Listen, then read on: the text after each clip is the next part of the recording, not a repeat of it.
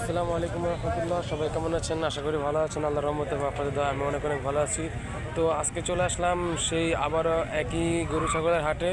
তো আমি এখানে একটি গরু দেখলাম। তো গরুটাকে দেখে আমার খুবই মায়া লাগতেছে গাইস। তোমাদেরকে অবশ্যই গরুটাকে আমি দেখাবো, তাহলে তোমাদের অবশ্যই মায়া লাগবে। গাইস, তোমরা দেখতে পাচ্ছ যে গরুটা কান্না করতেছে খুব।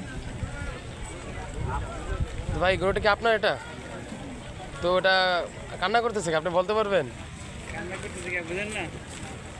আপনি একটু যদি বিস্তারিত বলেন তাহলে ভালো হবে। কান্না করতেছে, বাসা থেকে আসছে, বাসায় অনেকদিন আদর যত্ন হয়েছিল, আরে ঘরে সাইডে আসছে, তাই কান্না করতেছে।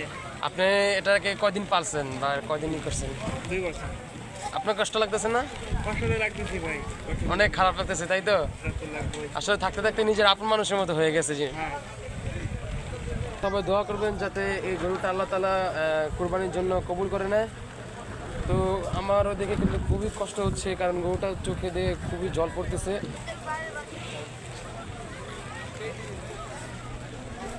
আর এই গরুর মালিকও খুব কষ্ট পাচ্ছে, কারণ সে একে পুরো 2 বছর ধরে লালন পালন করছে।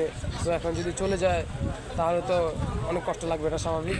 তো সবাই এই গরুটার জন্য এবং এই গরুর যে ব্যাপারী ভাই, যে মালিক, তার জন্য অবশ্যই দোয়া করবেন, যাতে করে মালিকের মানে ব্যাপারী ভাইয়ের মনের যে ইচ্ছাটা সেটা যেন আল্লাহ তাআলা পূরণ করে। আসসালামু আলাইকুম রহমতুল্লাহ।